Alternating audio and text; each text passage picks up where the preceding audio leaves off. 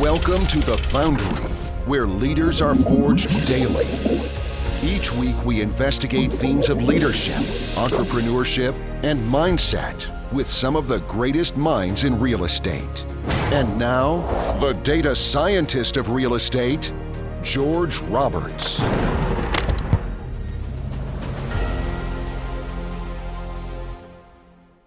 Welcome back, entrepreneurs. Today we have a treat for you. I have Dr. Erin Hudson with us. She is a founder of Quattro Capital. She came from private practice to join the multifamily space. She's closed on 27 deals in the last 3 years, and she is a mother of 5 kids. How amazing. Dr. Erin Hudson, how are you doing today? So good, George. Thanks for having me. It's an absolute pleasure.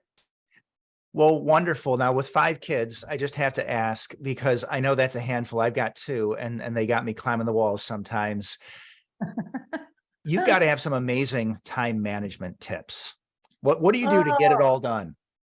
Well, listen, I will tell you, first of all, thank God the Lord gives grace, but I am one that rises early in the morning, usually 5 a.m. And I love having quiet time to myself in the morning. And really the morning, that first hour is what sets the whole trajectory of my whole entire day. And so there's things that are non-negotiable in the morning in order for me to be optimizing throughout the day with my time and energy and being able to take care of 5 kids, right? So some of those things I guess I will tell you are, I wake up in the morning, as cliche as it sounds, first thing I do is write down my thankfuls. I like to wake up with a nice, good, clean, pure heart and just grateful for the simple things in life that we have. Maybe it's just like a warm house to wake up to, that type of thing, and thankful for the energy to get up and take care of my kids. And thankful that I have a good attitude in the morning, those type of things. And then from there, I write down a few things that I'd like to get accomplished throughout the day. And then I head off to the gym. And I make sure I get my 45 minutes to an hour in before I get back to get my kids ready for school and out the door. So it's a pretty fierce morning, I will say, in the Hudson house, but man, do we make it happen. And I turn on some music in the morning, and sometimes it's just some good stuff for the soul, and the kids get to wake up to it, and it energizes all of us. So that's just a little gist of our morning. That's great. Now, I should probably take some hints from you. I should probably turn on some music getting the kids ready for school, because if I let my son do it, it's the 4 Horsemen by Metallica. I don't know if that really sets the tone for the day. That's awesome. Now, do you do Miracle Morning? That sounds like a miracle morning to me. Yeah. There's a few other little things I do. I was just giving you high level, but yeah, pretty much that miracle morning is the routine that I work with.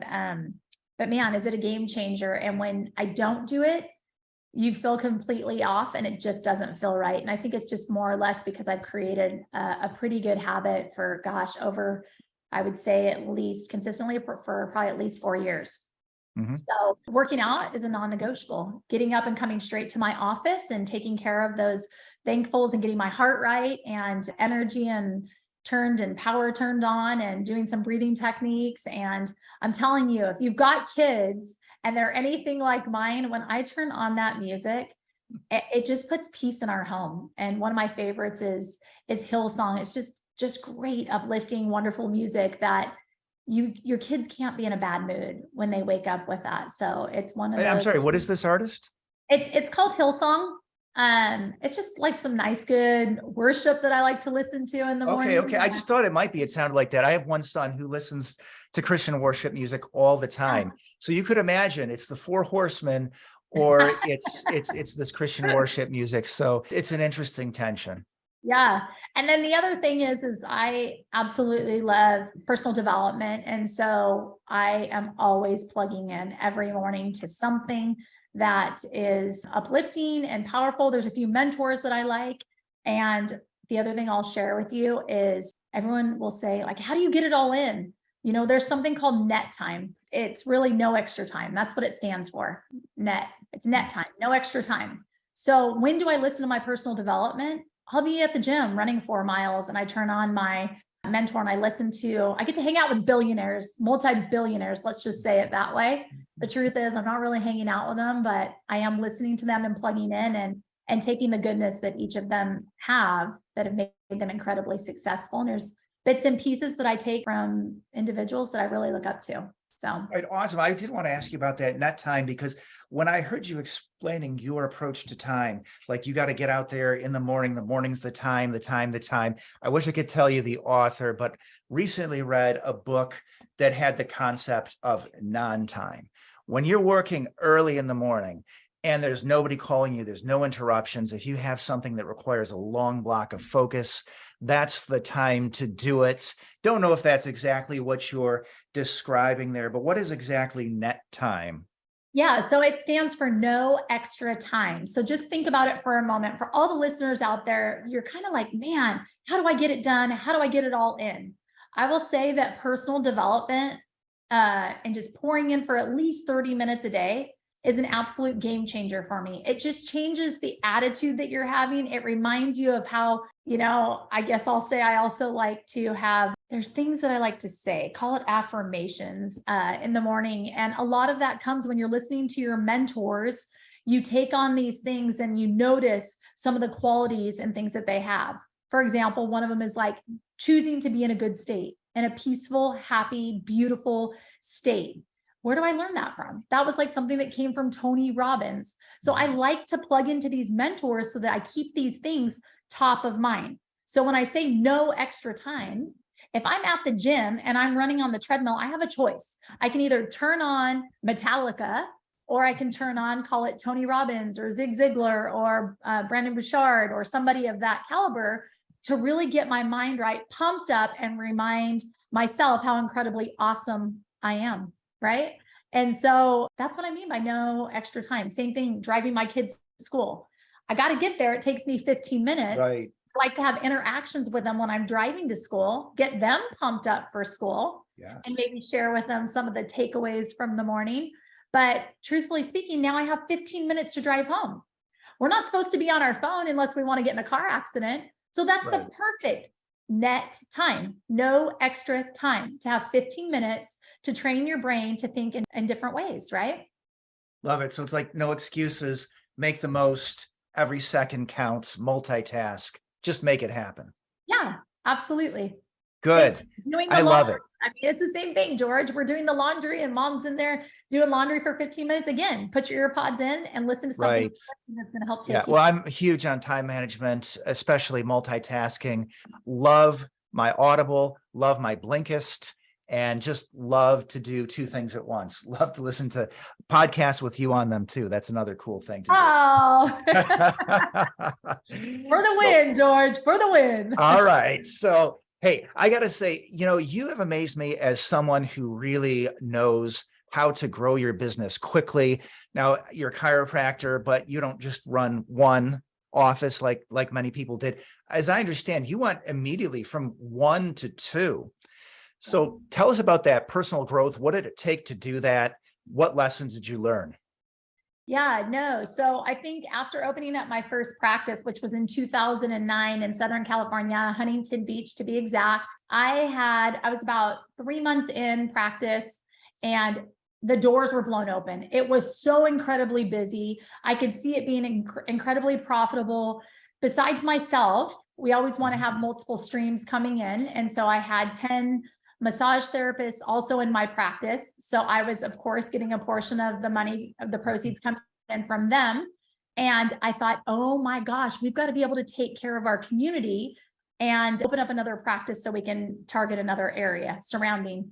And so I opened up another practice, or no, let me rewind. So I was like, look, I want to open up another practice. And so my husband at that time, I had said, look, I'd like to open up a second practice. And he said, listen, we've already got debt from the first one. We can't open up the second one. It's too soon. Mm-hmm. And so we came to an agreement, and I said, as soon as I can bootstrap it and I have enough money that I've saved up from the proceeds from this current office, we'll open up the second office. And so what he thought would be 2 years ended up being 6 months. I opened up my second practice, literally 6 months after my first.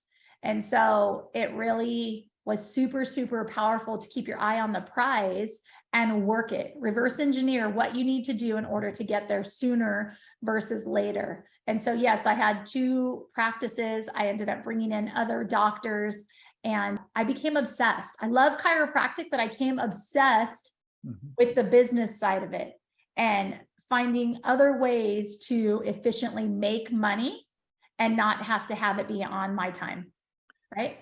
Well, I just love that because the Foundry is all about being obsessed with entrepreneurship. I mean, real estate is cool. And we talk a lot about real estate, but we are really entrepreneurs. We're business owners, we're leaders.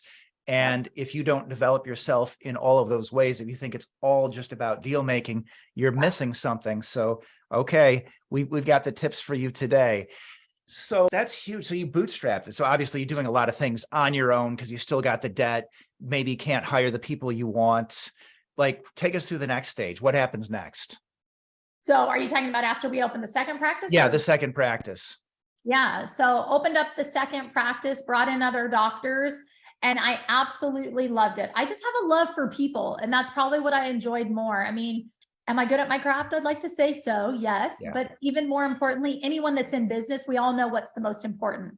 Right. It's people. You're in the relationship and the business of people. It's so much bigger than just being a doctor in practice. You really have to have great people skills, and you have to have great business entrepreneurial skills in order to be successful. So I think you've probably figured it out. I'm very black and white. I'm not a gray in the middle. And so I'm always looking for growth and how to become better. And from there, I was in private practice, and one of my patients actually was in the real estate space. And I had inquired. I said, look, I just heard you out in the reception area talking to my receptionist about how you just closed on another property and you just created mailbox money. And I was intrigued. I wanted to know more. And that's truly how the beginning of it all started of getting in the real estate space. Well, I just love that. I mean, I think that smart people, strong people, they're just always learning, and it's something incidental like that. And just obviously look what you made from it. So, wow, a lot of ways I could take it from here, but I think I have to ask you about capital raising. Okay. So your first capital raise, you didn't raise $500,000 or $1 million, right? You went out and you raised $2 million. So I want to hear about that, but I also want to hear in general, like, what do you do to get an amazing start? Obviously, you're full of enthusiasm, people person, willing to go out, make it happen, black and white, not wishy-washy, but really, what do you do to, that when you start something new like this, that you're able to just start out at that level? What's the secret?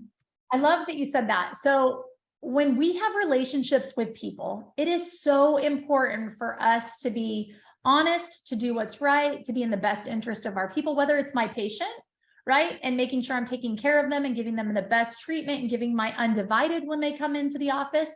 It's the same concept. All of that rolls over to even in the multifamily space, right? So yes, I was in private practice. Well, then where did I go from there? I got into the single family space because I inquired from this patient.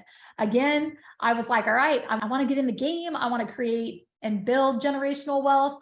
And the only thing I knew was this next of getting in the single family space. And so from going there, I went on to acquire 26 rental properties within 2 years. And then I got invited to go to a multifamily event. And I remember thinking, the multifamily, come on, that's only for billionaires. You got to have a lot of money in order to get in the game and play in that space. And sure enough, I found out that I was absolutely worthy and 100% capable of breaking into the multifamily space. And I really ran with it. I took a massive pay cut. I left from being a doctor in private practice. I ended up bringing in other doctors. It was drastic. I moved from California to Texas, and I just was the director in my practice and brought in all these other doctors. Well, in the meantime, I had done the single family space, and I had also helped other people get in the single family space. And so when I got locked and loaded in the multifamily space, I went back to all of those people that I had transacted business with in the single family space. And I said, hey, I've actually got something even bigger and something even better than the single family space. It's buying apartment buildings. And it's going to take some time. I got to get educated. I got to have mentors. I got to learn. But let me tell you something. When I get there, if you're interested, I'm going to take you with me. So I dangled the carrot, told them a little bit about it. And then what happened, it took me, 15 months before I actually started to move into my first deal. So when I reached out to them, it wasn't foreign because I had already shared with them where I was going, what I was going to do. And I asked them, would you like me to circle back around when I'm ready and to pull the trigger? And of course, they said yes. And so that first deal was a $2 million raise to purchase it. And so here's the thing, when people know you, like you, and trust you, and you do great sound business without manipulation, they want to get in the game and be linked with you. And so that's kind of how it unfolded. I went back to those individuals and I said, I helped you get into the single family space. I would love for you to come join me on the journey in the multifamily space.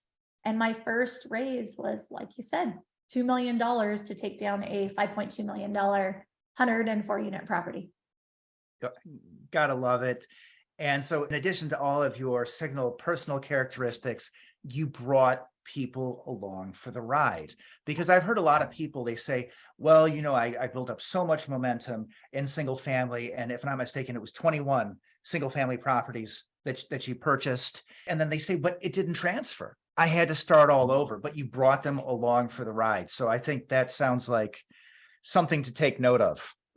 Yeah. And I think, I'm trying to fast forward it because I don't want to waste too much time, but it was really within 2 years, acquired 26 single family property, helped other people. They were coming to me saying, how do I get in this space? So then I went from buying them myself to helping. I created a turnkey company and I helped others acquire. And so I went on to do 230 plus buy and sell transactions, helping other people get in the space. And I want to share something with your listeners because perhaps maybe they can relate. At one point I held a little webinar for people to get into the single family space.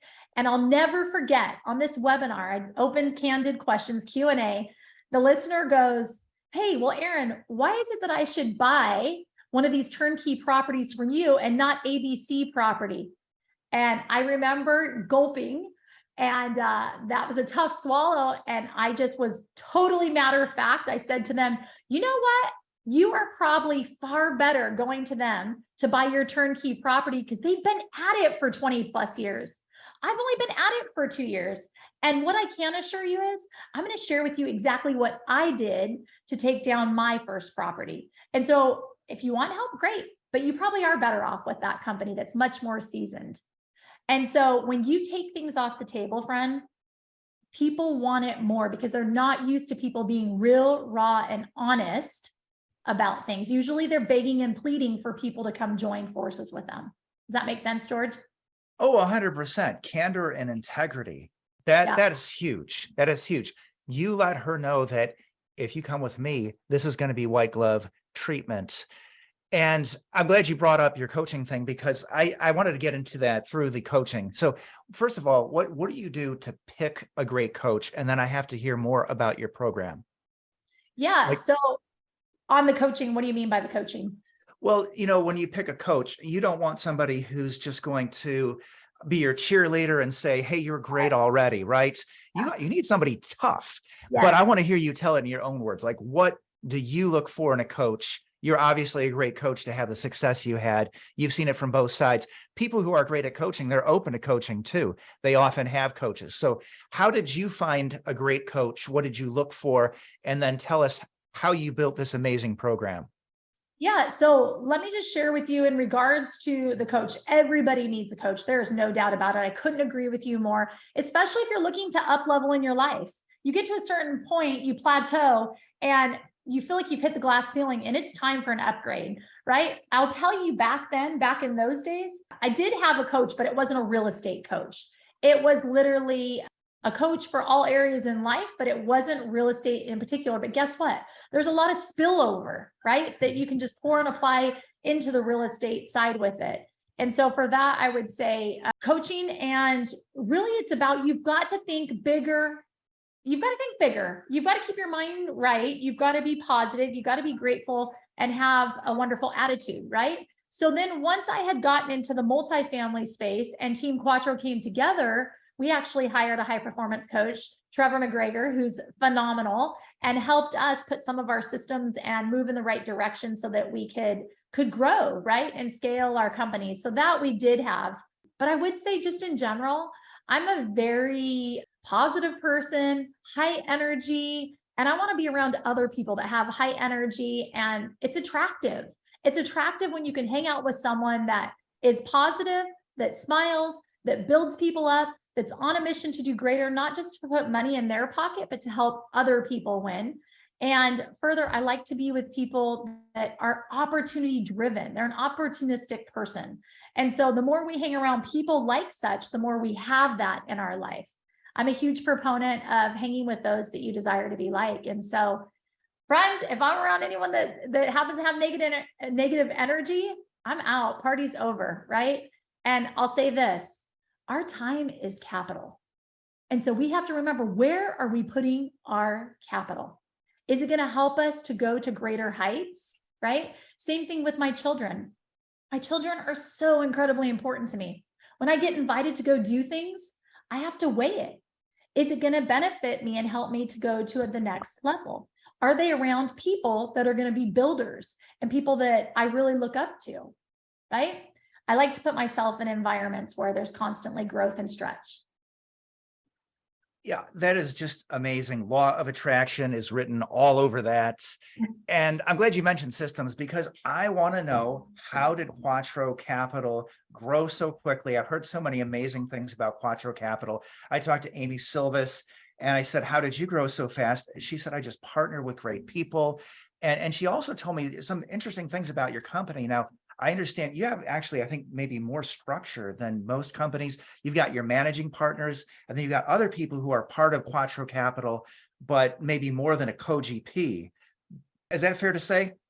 Yeah. So I think with us, well, you had so many things that you said there. Where would you like me to start? I don't know if. Okay. How did you structure this company? So you mentioned Trevor helped you a little bit, but whatever, regardless, I want to hear, like, how is it structured? How did you scale it? What do we need to do if we want to follow in your footsteps? Yeah, no, fantastic. So of course, we always want to make sure that we're working with great people and we're like-minded, same values, et cetera. And I actually met my partners at a philanthropic. I was at a multifamily event, and there was a philanthropic moment. And those partners of mine today are ones that stood and rose to the occasion to give to a great cause.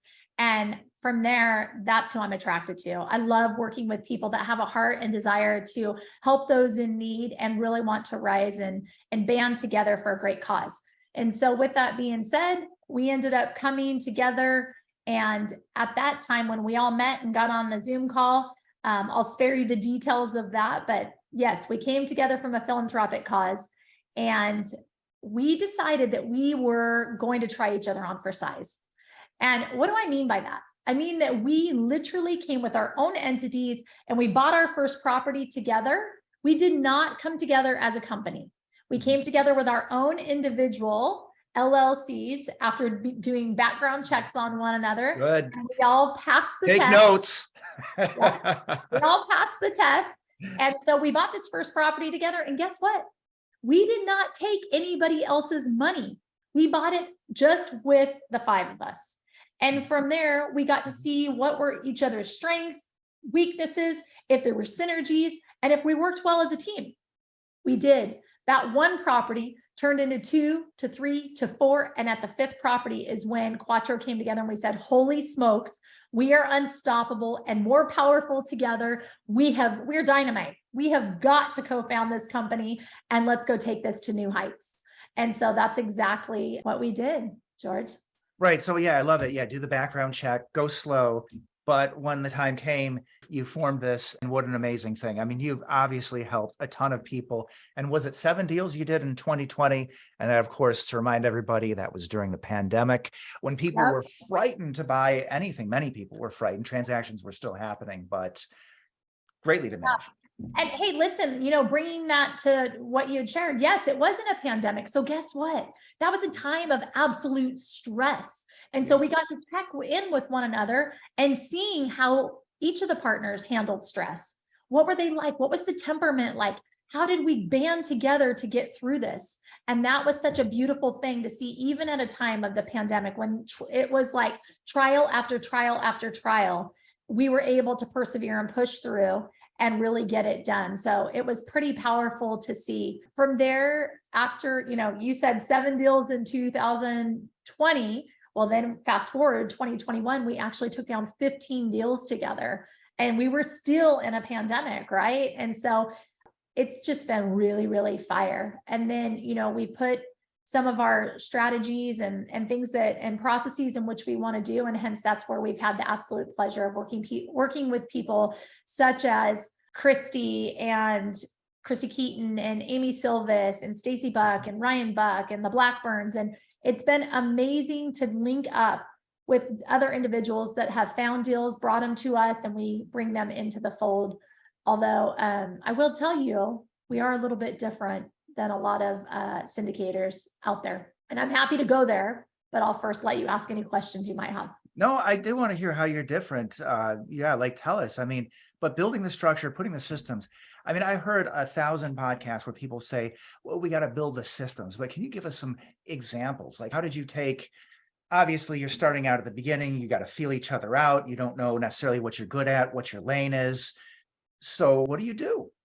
For the new people particularly, like, hey, I'm new, I like this, I think I'm good at it, I have the talent, I got some money, but how do I actually build a company with systems? Okay, so first and foremost, I'm going to tell your listeners this because I think it's really powerful. When I first got started, I was the chick that was trying to wear the hat, i.e. find the deal, wear the hat to meet with the broker, wear the hat to do. So you get what I'm saying, to raise the money. A lot of hats, isn't it? Different things that you have to do. And I drove myself into a place with, I don't think I can do this. And I'm not sure I'm 100% interested in this because it's a freaking lot of work. Right. And I thought maybe I should just go back to, there was all these like, man, am I going the wrong direction? Should I just go back to being in practice? And so for those of you that are out there, there were a couple mistakes that I made, and I want to share this with you. The first was, I did not have urgency to get in somebody else's deal and be a limited partner. And I wish that I would have. Why? I just kept thinking, oh, I'm going to save my money and wait, and I'm going to get and find my own deal. Why is that wrong? And why would I not advise that? I would say, if you have not gotten in a deal and you're wanting to get into the multifamily space, link up with an incredible operator. The sooner you can get in a deal, the sooner your confidence level rises. The sooner you can have a competent conversation with a broker, and they in turn are going to find out that you're the real deal, that you're in a deal, and that you're making massive moves. I would also say that the sooner you get in, it's the law of the first deal. Yes. Once you have your first deal, doors begin to open. People begin to take you more serious. When you get to that place of trying to raise money, if you're already in a deal, you can speak from a place of experience. Do you see what I'm saying? 100%. Exactly. It's powerful. So I will say this though, it is so important for you to make sure that you are linking arms with an incredibly strong operator, right? When you're in the space, you do not want to be the one that gets tantalized by the property and the returns of the property. And I like to consider it like this. Imagine going to the horse races, i.e. that horse is the property. Are you going to get tantalized by this beautiful horse? Or should your eyes be on the jockey, i.e. the operator of the property? I will tell you the latter. Make sure that you are linking arms with a strong operator that has a track record where their values align with yours, that they're good people. And let's all just be real for a moment. When you meet somebody, I don't care who you are, you have a gut feel whether they're feeling like these are good people or these are not my kind of people. Right? George, wouldn't you agree? You kind of know. Love it, love it, love it. Hey, partners are amazing. They'll make or break your deal, but awesome. Well, I got so many things I want to ask you, but before I ask you how you got out of wearing all the hats, just seeing a lot of commonalities here, like people who are capable of being great coaches, doing 230 turnkey properties in 2 years, right? They are the same people that have coaches. People that are capable. Just because you're capable of being a general partner doesn't mean you shouldn't start out or even continue to be a limited partner. I'm always amazed how much I learn. Half the reason I get into a deal, because I think it's a good deal, we got a good jockey, but I learn something every time. I'm amazed how much I learn by watching how an operator operates, how they communicate, finding out, look, cheapest education you ever get is from other people's mistakes, right? I like to see, hey, I like people who tell me, hey, we got into trouble here. This is what we did to get out of it. That's gold. Yeah, no, I couldn't agree with you. Absolutely, George. All right. So, Well, I have to just put in one plug here. Episode 100, Jeff Greenberg, he got into his first deal as a GP largely because bank was impressed that he was an LP on a huge portfolio. wow. And I'm telling you, it makes sense. It makes sense from the education. It makes sense from credibility. It is a great thing to do. I couldn't agree more. And so I literally, I feel like every time that I am speaking at a conference or I'm on a board, I will literally share, get in a deal. If you have not got in a deal, get in a deal. You've got to taste what it feels like and looks like and watch what the operator does, getting those quarterly reports. Make sure that you really like the space you're about to enter into, Yes. right? And you like communicating too. I mean, you could even be somebody who has the financial wherewithal. You could have the abilities to do this. But if you don't like communicating, people are not going to like being in your deal. A lot of people say, gosh, I'll never do a deal with that operator again. Why? Did you lose money? No, Right. you just didn't communicate. Well, and I love the jockey analogy too, because, I think about this all the time. Possibly the best deal I am in right now as a general partner. Nobody got into this deal because I would say the beauty of the horse, right? We got some great jockeys here, and we're not talking about Class A property. I mean, don't be seduced by the beauty of the property or the lack of beauty of the property. I love old Class C properties. A good jockey will take that old nag and you just have to make it run faster. It doesn't have to be a champion. So true. That's so true. All right. Well, I feel like I'd ask you for a whole hour just about real estate, but I'm loving the mindset approach here. I know you recently, I believe it was recently, finished 75 hard. What lessons did you learn by sticking it out and completing? Yeah, no, I love it. 75 hard. Listen, I feel like I'm a pretty committed person. I shared with you what my morning routine is, but look, we're human and we're flawed. And for me, I loved the idea of a reset and having to stay the course. Meaning a gallon of water. And it wasn't like one day I'm going to have a half gallon. Oh, I'll get to it tomorrow. It was the idea of being consistent and follow through. And anyone that knows me, anything and everything I do always has to be about my kids. And you're like, how does 75 hard and your kids have anything to do with anything? It has everything to do with it. And what do I mean by that? I'm all for my kids investing in real estate. And so that's why, number one, I'm in that space because I want my kids to be able to create generational wealth, and I'm going to give them the tools and show them how. So with 75 hard, guess what? I share with my kids what it is that I'm out to accomplish, and they help hold me accountable. Number one. Number two is I want my kids to see their mom as a badass following through for 75 days come hell or high water. Let me just share with you something. It was the snowmageddon when I did 75 hard. And it had been snowing out in a place in Texas where it does not snow here. And I said, oh my gosh, one of the workouts has to be, you do 2 workouts a day in 75 hours.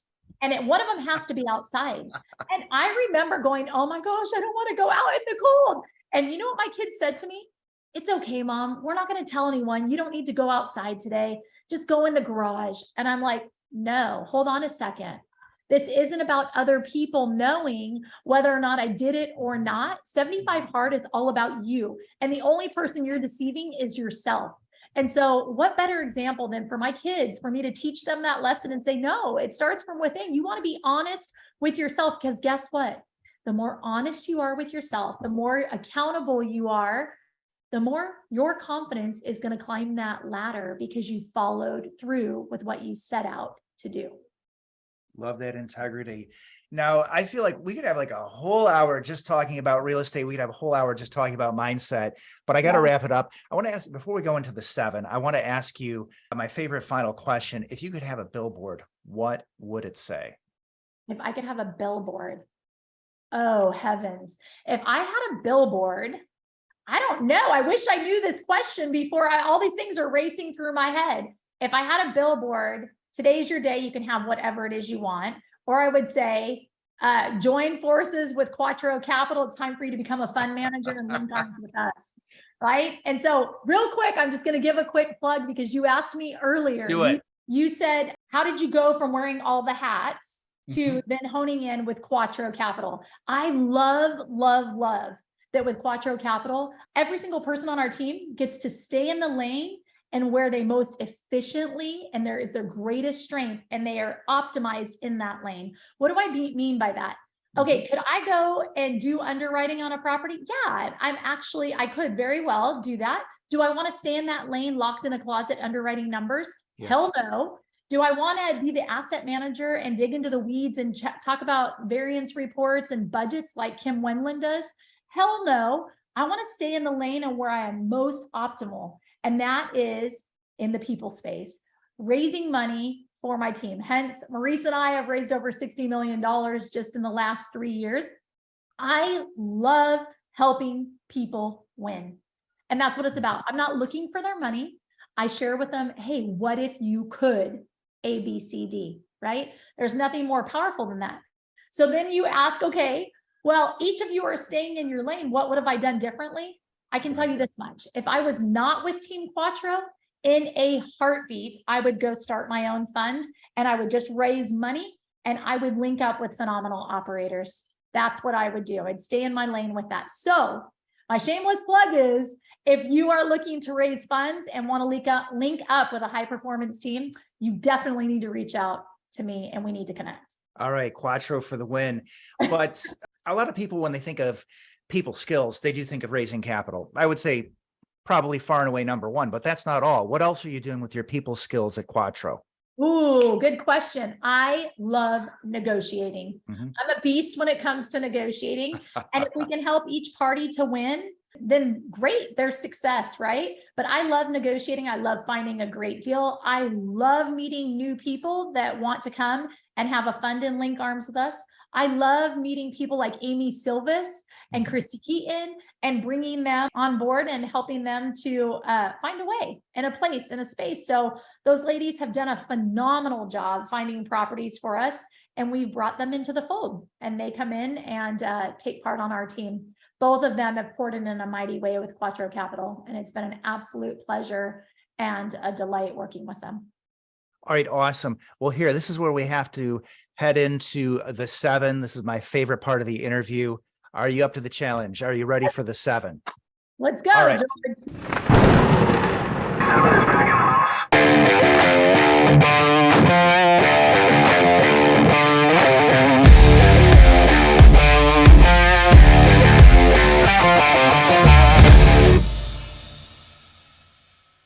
If you could be known for just one thing, what would it be? I could be known for one thing, being the most resourceful creature ever. What is the greatest lesson in leadership you have learned as an entrepreneur? Oh, if you will help other people win, you will win. And what personal characteristic has been pivotal to your success? Personal characteristic. I'm an incredible visionary. I love to look high, big, and I like to cast that vision to my team. Oh, amazing. All right, now we got to take a nod to the randomness of the universe here. I have my random question card. Just tell me when to stop cutting this deck. Oh my goodness. Stop. Oh, all right. I was in the middle. All right. Wow, this is a great one, really deep. What 3 adjectives would your family use to describe you? Oh, whole lot of grit, unstoppable, and magnetic. Great. Because I'm afraid my family would say that I'm busy, I work all the time, and my office door is closed. So that is awesome. Name a book that's helped to forge you as a leader and as an entrepreneur, and why? Oh, who, not how. And this one has been so pivotal for me. I think that, look, we're all about, everyone should be all about creating multiple income streams. And I've got 6 different income streams that come into my home. I love teaching my kids about the power of who, putting your who's in their place, that know how, that'll get us the results so that we can have multiple income streams with other people helping lightening your load. So I would for sure say who, not how. And then it's all about pouring into other people, making them feel like they are not transactional, but they are actually a part of the whole culture, the whole team of what it is that you're looking to create. Awesome, Erin. You got your aces in their places. Hell yes, George. All right. Describe a failure or misstep and what it taught you. Oh, this could be a whole podcast, George.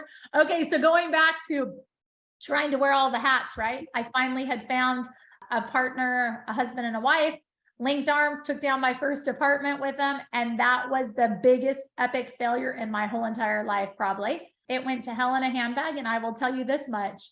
Let's just say we were not evenly yoked. I lost sleep over this. It was a tough go.